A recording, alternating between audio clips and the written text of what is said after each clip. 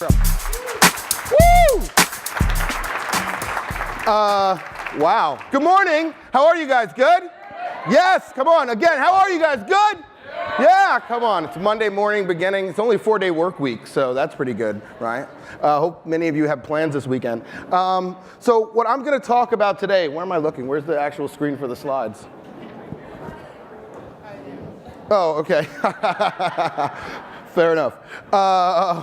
So can we go to the next thing? So what I'm going to talk to you today about is, first of all, let me just say a big thank you for Internet Week allowing us to participate this year. I've been a big supporter of Internet Week for quite a long time. Really excited, but I think this year is probably one of the most important years that I participate in Internet Week, because the topic that I'm going to talk about is something that I'm super passionate about, which is this notion of talent and what the future of talent actually looks like for our industry. And so I'm going to talk about 3 things. One will be the talent industry at whole and where the challenges are with talent in our industry. 2 will be the dedication and focus that Mondelez has on creating the next generation of leadership and really turning our talent into rock stars, no matter if you work for us for 24 years or for 24 months. We believe that we can be the destination that transforms people's careers, and we look to invest in our people in totally new and different ways. And then lastly, I'm going to close with a passion project that I've been working on, which is the world's first talent accelerator. It's separate from my duties at Mondelez.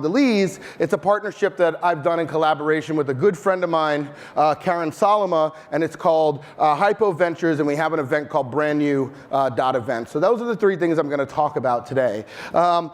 Let's make sure that you follow me on LinkedIn. I firmly believe that LinkedIn is probably the most underutilized platform on the planet, and I've been focused on kind of connecting these ideas and notions around talent differently across the LinkedIn platform. So before I begin, I want to show a video of a piece of work that we've done, and then I want to come back and talk about why that piece of work is so significant to me and underscores our investment in the talent that sits inside of our building.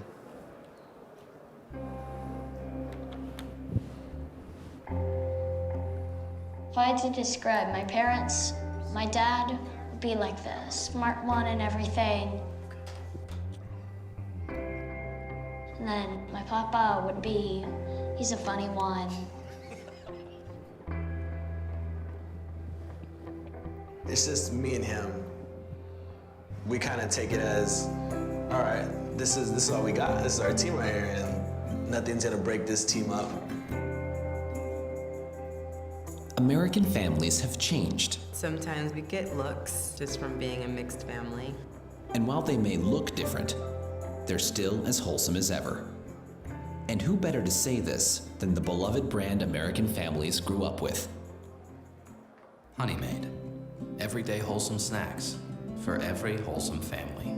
This campaign was the first time an American brand had so clearly stood up for all families. This is wholesome.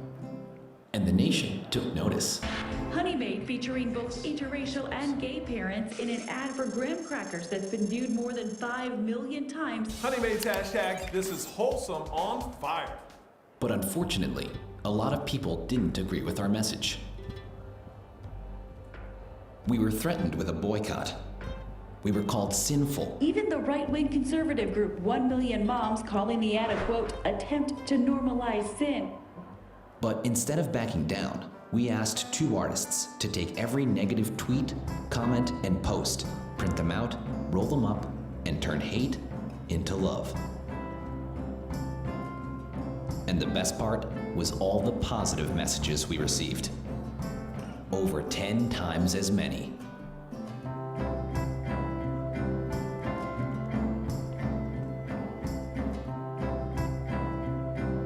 With over 270,000 shares on social media, this simple video earned over 250 million impressions from social and PR alone.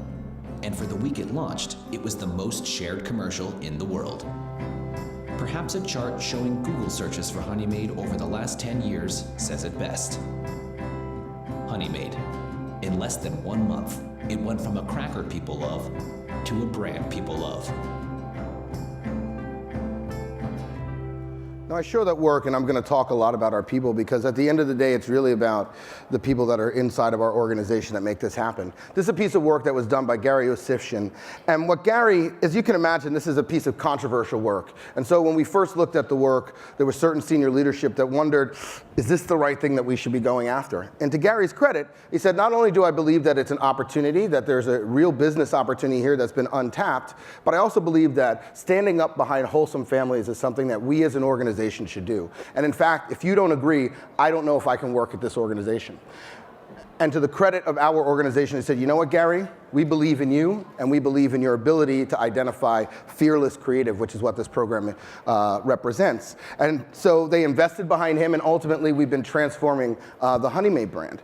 And so the question becomes is, as we think about growing talent, we have to talk about what is the growth story. And I firmly believe that growth will be driven by talent. And this, what I'm going to talk about today, is a story that's not just about organizational or professional, but also about individual growth. And by focusing on growing the individuals that sit inside your organization, you will unlock unbounded growth. There was a study that was done by McKinsey, and they said, you know what, during this first period of time, growth has been driven by energy, trade, big data. But over the next 10 years, the largest amount of growth will actually be delivered, not by infrastructure, but actually by talent. Because with every single technological change, and that's what we're in today, is a transformation of the technologies that we're using to communicate to our consumers, has come schools or educational venues that taught us as clickers, that taught us how to use that technology. So in the early 20s, when we had the assembly line, we began to build the vocational school systems that kind of transformed America. And here's an example of the Navy Electrical School, and this was one of the very first. In fact, I know it was one of the first because I was actually a part of that early class in those early days.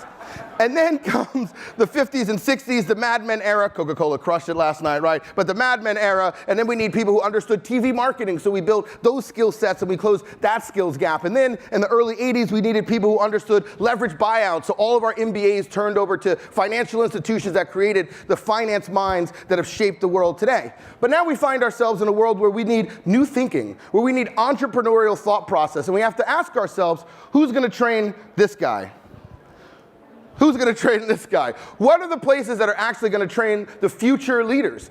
And we're fooling ourselves if we believe that our current educational system can do that. In fact, less than 1% of the course descriptions of the top 100 business schools even use the word mobile, digital, or emerging technology.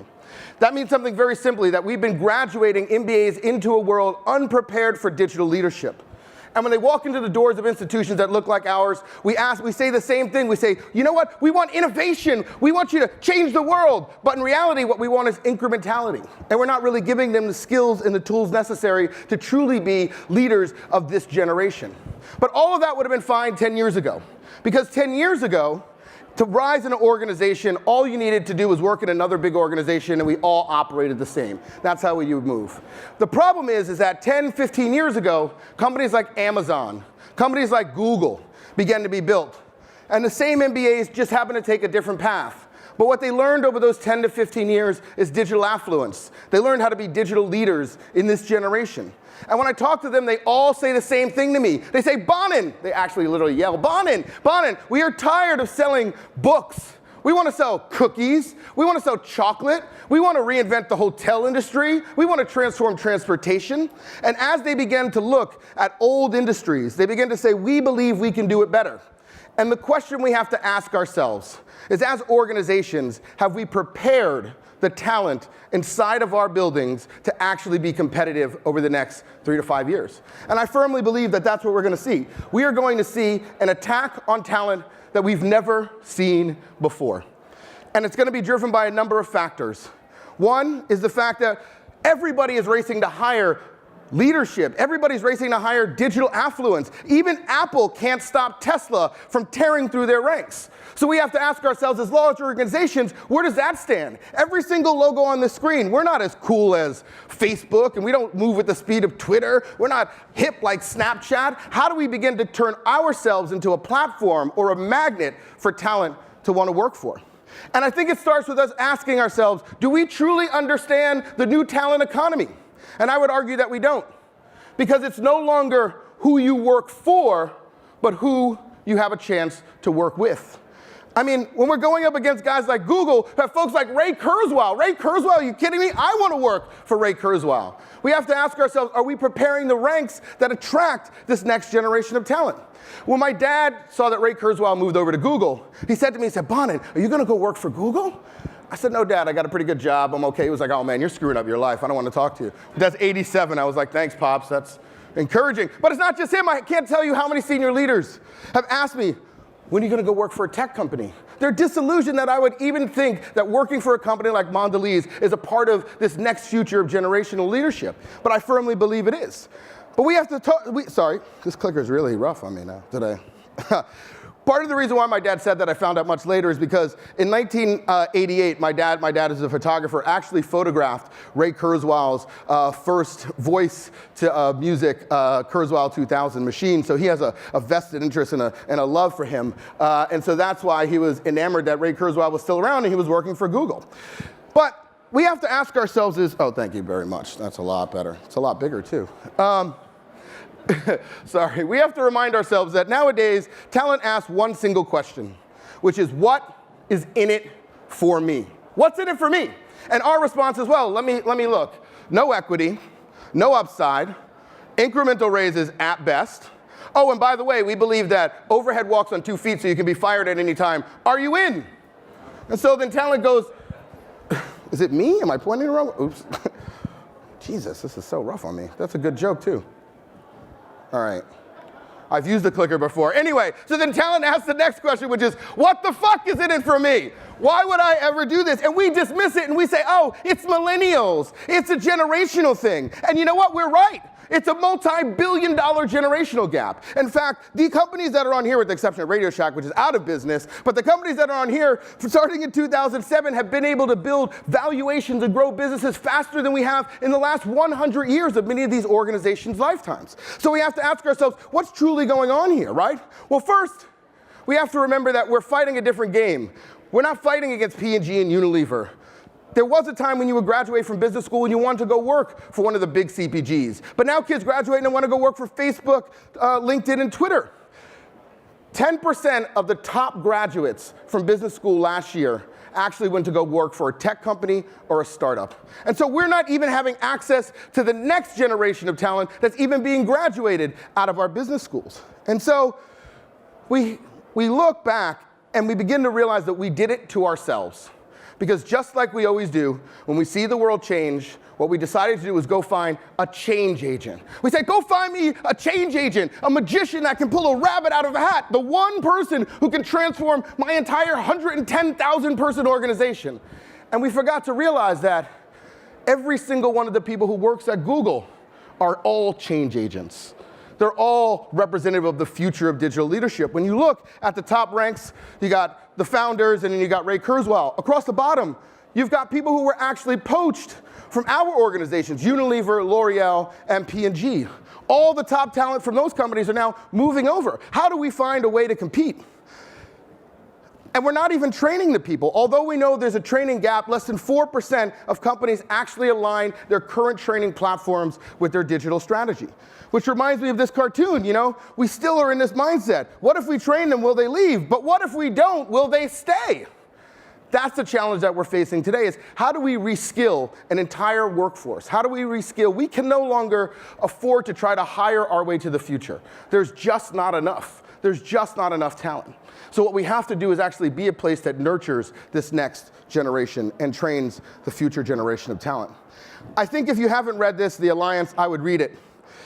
It talks about understanding that the contract between employer and employee has so vastly changed. There used to be a time when you received a pension and you would plan to be at an organization until the end of your life. But now, employment is so malleable. People swoop in and swoop out. And so instead, you have to figure out, what tour of duty are they on? Are they on 24 months, rotational? Are they on foundational? And how do we get the most value out of that person within that 24 months and understand that it's okay for them to leave? But if we invest in our employees' market value, if we actually make our employees more marketable when they leave our organization than when they came in, we actually have a chance to be that magnet for talent. And that's kind of what we're focused on at Mondelez. How do we increase the market value of every single person who sits inside of our organization? Here's two examples. One that actually focused on the dreams and hopes of their employees and one that didn't. So Jack Black went into went into Disney, and he said, you know what, I want to create a digital animation studio. They laughed him out of the office. By 2 o'clock that day, he was fired. He turned around and he founded Pixar, and clearly Disney was on the wrong end of that. On the other side, entrepreneuring young man walked into Bezos' office and said, I want to create web services. I want to do something with those empty servers that only run at peak when we're during peak buying time. Let me create Amazon Web Services, and that has become their #1 business unit to date. The writing is on the wall. All of the magazines have talked about the challenges that we have. But I think what's more interesting is the Fortune magazine that talks about unicorns, the next billion-dollar businesses, the tech billion-dollar businesses. Because I actually believe that the next billion-dollar businesses will be built out of traditional organizations that look like ours, that will be built of this melding of traditional and digital. And that we're in this age where those two things are coming together.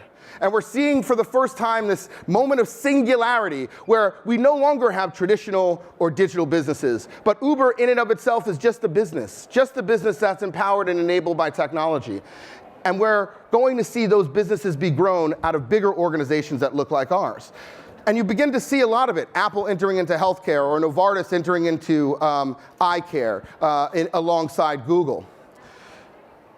So to leave you with 3 ideas of how I believe we can transform talent and what organizations have to focus on, I give you this. First, I think we need to unleash the intrapreneur inside. Why is it that there's this entrepreneurial industrial complex that says the only way you can be entrepreneurial is if you work for a tech company and a startup? Many of these big tech companies are actually slower than some of the old companies. So I don't believe that's true. I think that there's entrepreneurs that sit inside of the walls of all of our organizations. We just have to create programs that help to operationalize that thinking. And we've done that. We did that when we launched a platform, our mobile accelerator called Mobile Futures, where we match startups to brands.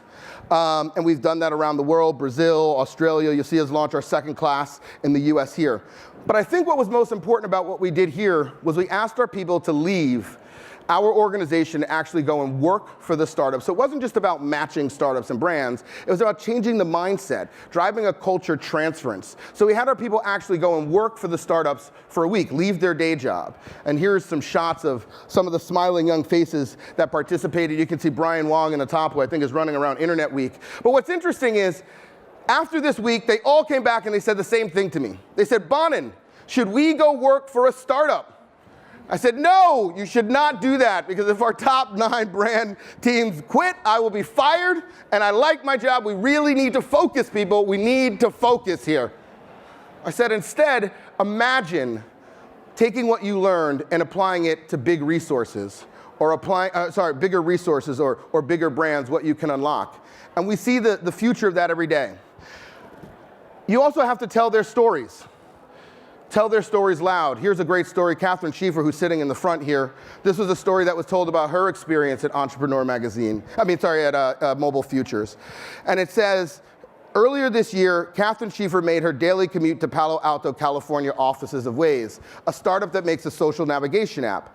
From her seat at a long communal table next to Waze CEO Noam Borden, she made phone calls, reviewed mock-ups of the app, and participated in marathon brainstorming sessions. Schieffer, however, isn't an employee of Waze. She's a senior associate brand manager at Stride Gum, which is owned by Mondelez International. And I think that speaks to what we were trying to accomplish, which was to give her an experience that made her feel like she was actually a part of this startup organization. I'll tell you, the first thing she did when she saw this article come out in Inc. was she sent it to her mother and she said, Mom, I made it. I'm finally arrived. And then she yelled at me because out of all the people who should have gone and worked for the startup, she should have, because then Waze later got bought for $1 billion. But I've promised her many times that I'll figure out a way to pay her back. I don't know how. If you have any ideas, let me know.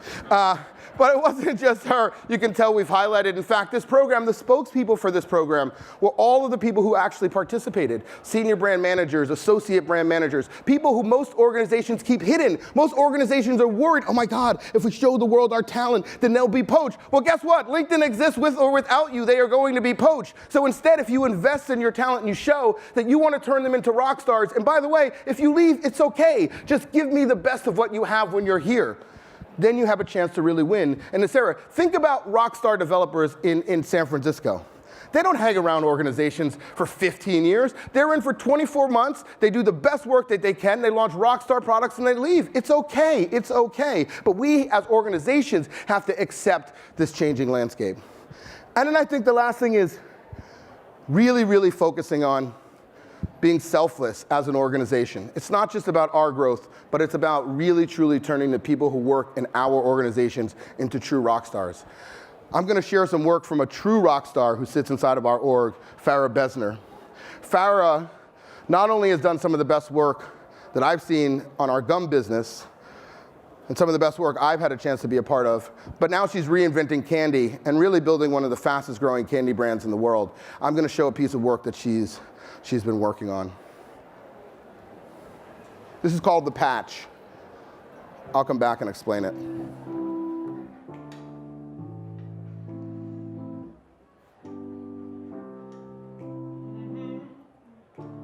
What's going on? We are ex-ambassadors. We're here at The Patch.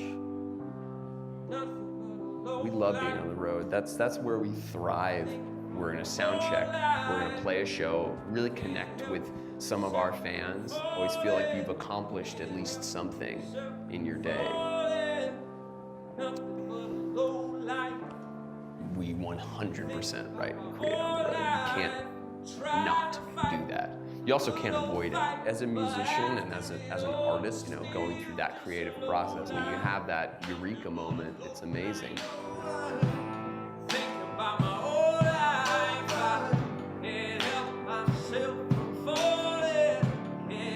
Hi, I am Josh Rowe. I have been painting murals for about 6 or 7 years now. I'm Sophie Roach. I'm an artist and illustrator. Josh Rowe called me and said that there was a really cool project happening in Austin.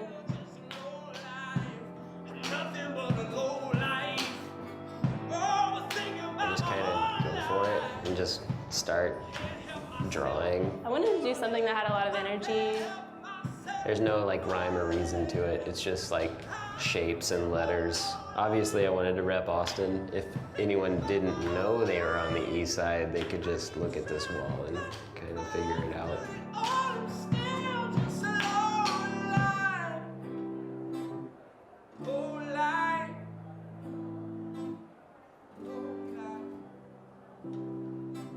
We're the first people to have played in the Patch House in Austin. It feels awesome. It feels really awesome. So to give you guys context, this is a platform called The Patch. And basically what it is it asks, what can we do to support emerging creatives? What can we do to support emerging artists?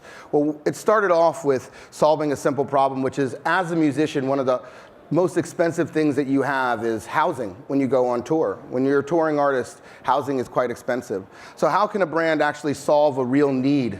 And how can they actually tap into a vein of culture? And so she built The Patch, which is simply a house where if you're a touring artist, you can ask for the chance to stay at The Patch while you're touring. And then it turned into so much more. Then it turned into a place where artists of all different works can begin to collaborate. So you just saw the Austin Patch. There's also one in Brooklyn.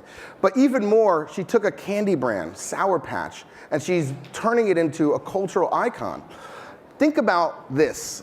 We started off, we used to call the place that we live our home. Then we called it our house. Then we called it our crib. Then we called it our pad. She's almost creating a moniker in people's minds where you can see one day people say, come to my patch. Where she's almost creating a cultural movement for something as small as a candy brand, where she's taking a brand like Sour Patch and turning it into such a bigger cultural icon. For that, and to have the belief in programs like that, she truly is a rock star, and we truly are lucky to have her and to continue to invest in the programs that she launches on those brands. But more importantly is that we are at Internet Week in full blast. We have, I don't know how many people we have here. We have a lot. We have a lot of people here, and we're putting on a lot of content. And I'm really happy because this is really a representation about our fearless talent. Fearless means without fear and to be brave. And what we've tried to do is we've tried to put together a number of panel discussions with not just our people, but with people who we are fans of across the industries from other organizations, and really begin to highlight talent that sits inside of the walls of organizations and really say, look, we believe in you guys, and we really believe that you guys are truly fearless leaders. And so just like the upfronts from last week, this is kind of our 3-day upfront where you get a chance to see our talent. And so the first day, we have Harnessing the Entrepreneurial Spirit. Later today, I think at 1:30, I might be wrong, check the schedule. Also today, we have Creativity Inside of CPG, Moving Innovation to the Next Level, where we have Alice Castillo. Sorry, Catherine Schieffer is on our entrepreneurial talent earlier. And then we have Jennifer Hull pulling up the second day, talking about successful teams and how to create really, truly successful businesses through collaboration. And then last but not least, we have Cindy Chen, who's a big friend of mine and also now runs global e-commerce for us, which I don't know if I mentioned that. My job has changed. I'm now Chief Media and E-commerce Officer, but Cindy Chen is the reason why we will grow one of our fastest growing businesses that we've had as an organization. And we will spend 30 minutes talking about how to move brick and mortar all the way to e-commerce and really transform the selling space. And so the other thing, I'd be remiss if I don't tell you to stop by our booth. We're offering headshots for any of those who want to have a prettier LinkedIn profile, as well as a better LinkedIn profile by a service provided by our friends at Canary that help analyze your LinkedIn profile and make sure that you're truly building the thought leadership networks and platforms that you need to be leaders of this generation. And so with that, I give you fearless talent, turning talent into rock stars, but I do want to close with what I talked about, which is Brand New, which is a passion project of mine. It's an event that we host which really focuses on how do you accelerate the future leaders in this space and how do we begin to invest in human capital. So many of us spend so much of our time really focused on building our brands, very deliberate, but haphazardly we let our careers just go. And so what we try to do is we try to bring the type of training that only comes when you're entering into the C-suite. So whether it's executive coaches, whether it's equity coaches. So it's 2 days, 20 attendees, world-class coaching, and then we have interviews with folks that have amazing stories, and we ask them not to talk about the industry, but to tell us how they got there. And so that happens on June 8th and 9th. Visit Brand New events and join us in our mission around this passion project. So I leave you guys with, please continue to be fearless, and let's make sure that as an industry, we truly begin to turn our talent into real rock stars. Thank you guys, and enjoy the rest of Internet Week.